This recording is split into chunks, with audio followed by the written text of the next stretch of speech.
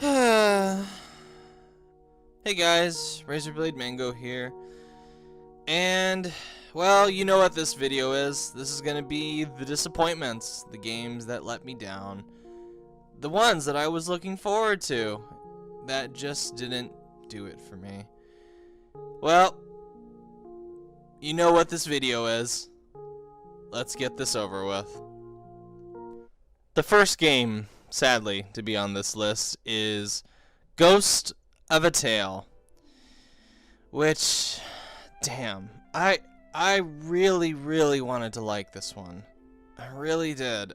There are so many things about it that are right up my alley. Beautiful art design, interesting lore, a small world that contains lots of detail, and more. It had so much going for it. Unfortunately, this game is just a flat line. When I played the early access version, I was absolutely delighted by what I saw and couldn't wait for the final version. But the problem with this game is what they don't show you in the early access version. Because the stuff that comes after the early access version, I feel is nowhere near as inspired as the opening levels. For all of its initial charm and beauty, this adventure just grew repetitive once I realized I wasn't really enjoying the minute-to-minute gameplay. So much of Ghost of a Tale is spent sprinting from one area to the next while dealing with the game's rather rudimentary and dull stealth system. Compared to similar games like Resident Evil and the original Metal Gear Solid, Ghost of a Tale just lacks those key things that would make a game like this enjoyable. And the incredibly lackluster and ball breaker of a finale in no way, shape, or form makes up for the tedium of the previous hours. What a shame. Right, this next one should really not come as a surprise to anybody. Sea of Thieves. Because we live in a world where some gamers automatically forgive a game's shit launch if they add in free content later, let me state that I don't give two fucking craps how Sea of Thieves is now. I don't care. What I only care about is what a game is like at launch. Like No Man's Sky, Street Fighter V, EA's Star Wars Battlefront 2, and a lot more. I don't care how many substantial free updates they've added to it since launch. Really, I don't. To me, the best possible way to evaluate what the developers and publishers really think of their products and audience is looking at the launch version. And in Microsoft and Rare's case, they decided to release a bare bones experience at launch.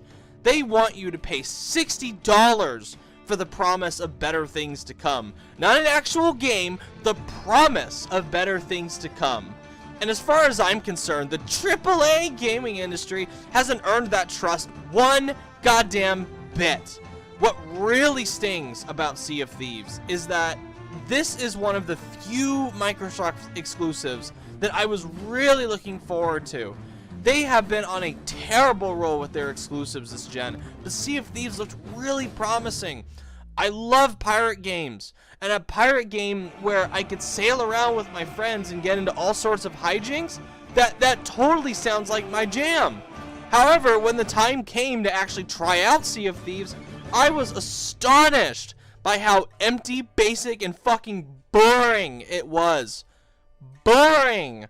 You repeat the same boring ass crappy quests over and over and over and over and over again until you just want to take a sword to your face to make it all end. Games like Sea of Thieves are why I loathe live services. What about Sea of Thieves' launch actually served you, the hard-paying customer? How in any fucking way is an anime experience like this that you pay $60 for serving its audience anything remotely positive?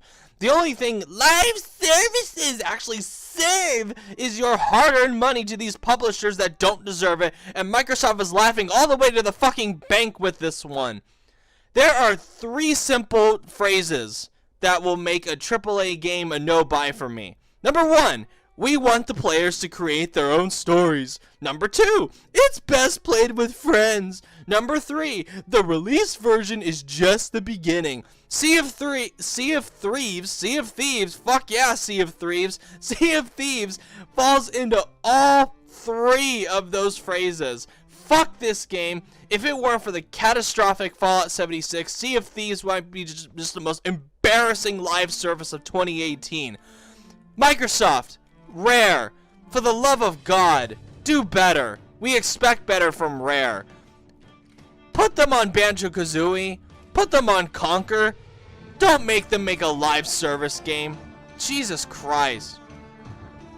The next game is Mario Tennis Aces, aka the Sea of Thieves of Mario sports games. Look, clearly a lot of effort was put into making the core gameplay fun. Thankfully, it's got that over Sea of Thieves. It's fast, responsive, and provides a much welcomed flavor of strategy to the whole thing. The rest, though, it's so bare bones and lazy that I have to wonder if Camelot was even trying. The much touted adventure mode is just a glorified training mode with annoying challenges and cheap difficulty. So that sucked. Imagine if the Disney Hercules movie was just the shitty training Phil put Hercules through. No Hades, no Hydra, no Megra, no Cerberus, no actual adventure. Just shitty, tiresome training for an hour and a half. And then when Hercules finally becomes competent, the movie ends. Subtracting the adventure mode, the offline bits of this are even more laughably anemic. Nintendo and Camelot apparently forgot that a normal tennis set is 6 games because you couldn't even play a normal game of tennis in a fucking tennis game at launch. It took them 3 fucking months to add that in. There are so few options for bot matches, and the ass-backwards way you select your custom rules for each session is embarrassing. It's an embarrassment of game design. There is also a complete lack of cosmetic unlocks, so you already have even less options for fun in a game that's already severely lacking in it to begin with. The fucking demo had more cosmetic unlocks than this shit. A demo has more cosmetic unlocks than a full game. Holy shit. It just blows my mind as to how lazy this game is. They wanted $60 for this shit? $60. Even $30 would be pushing it at Nintendo. My goodness. If Super Smash Bros. Ultimate is a Nintendo live service done right, then Mario Tennis Aces is the complete opposite. It's a humiliating shit stain on Nintendo's underwear. Thank God we're almost over. This next one really stings.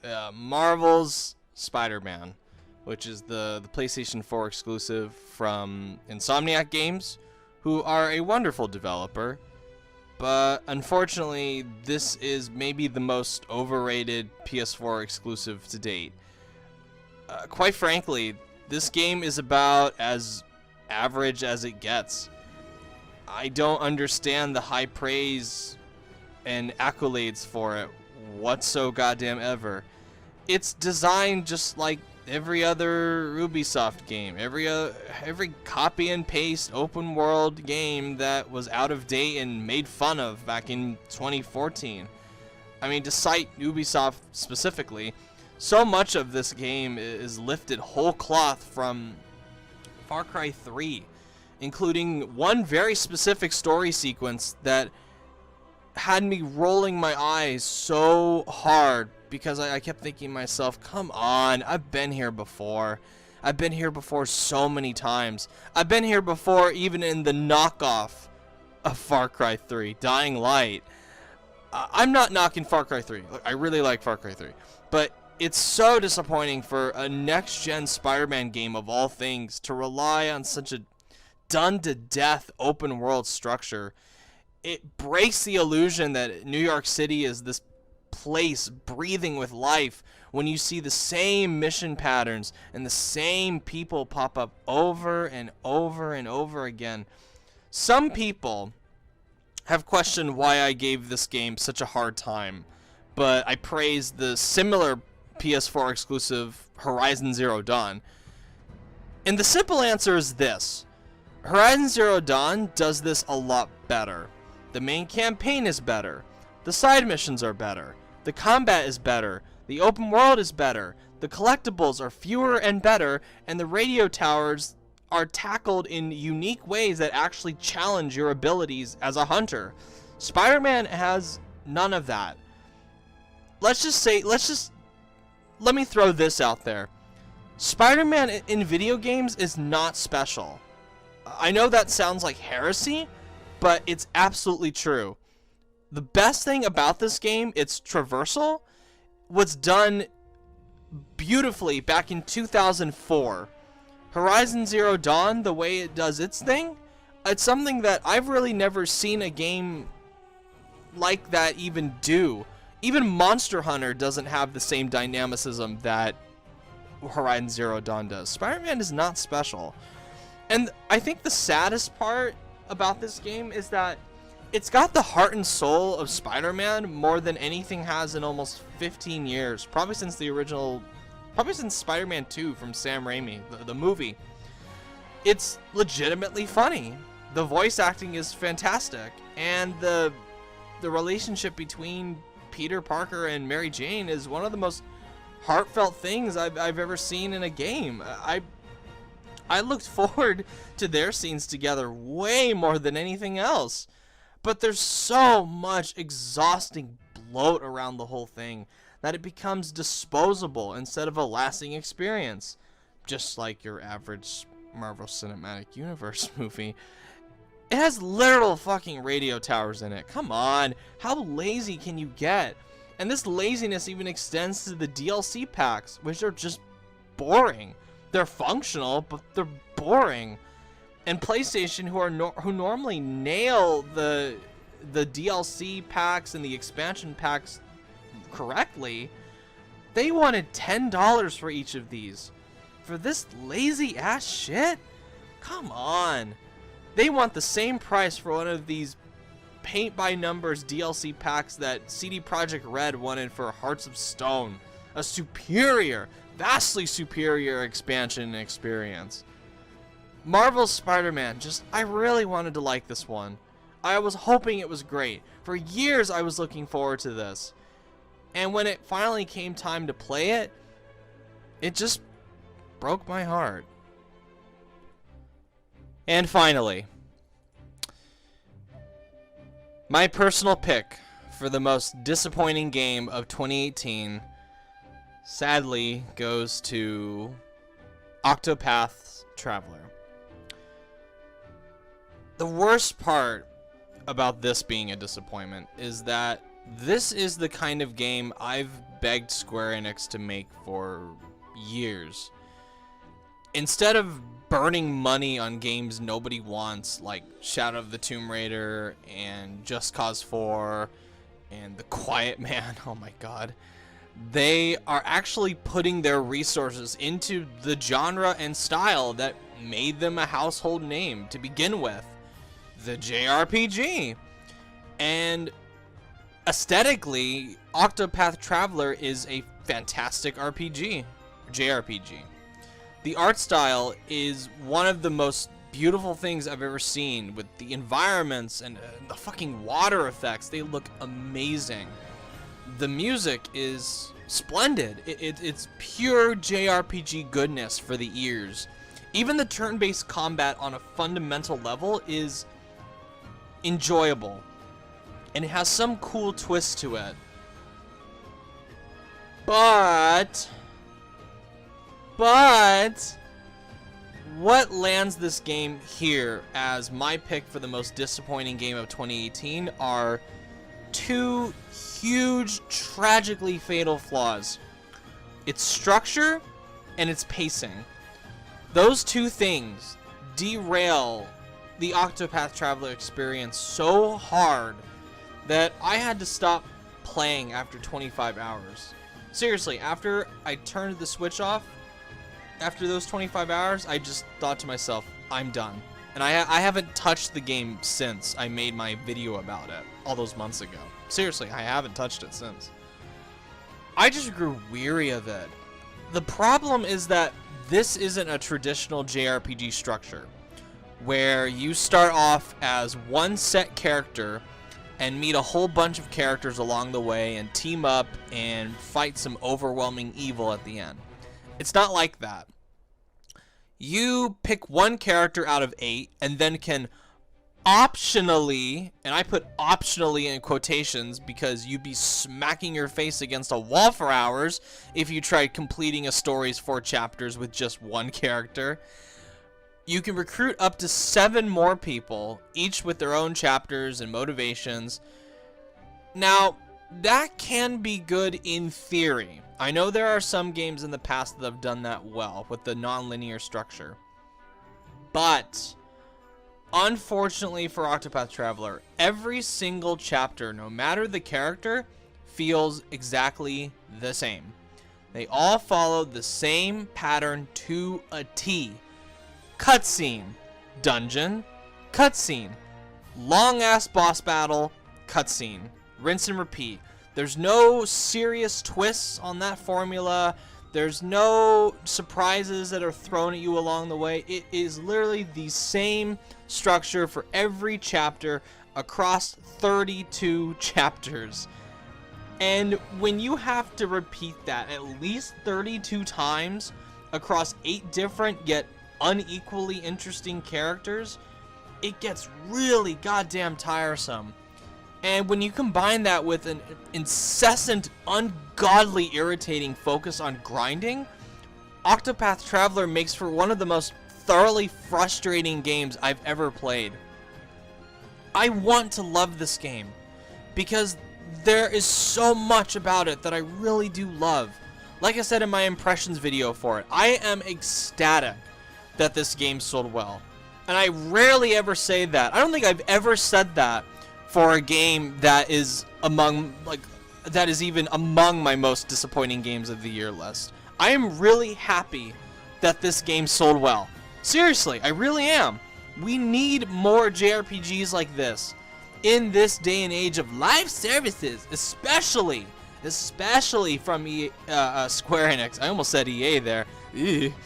What crushes my soul, though, about Octopath Traveler specifically is that all that it gets right, and it gets a lot right, is completely, totally soured by how spectacularly bad it handles the few key things that it needed to get right. And it's a damn shame. It really is.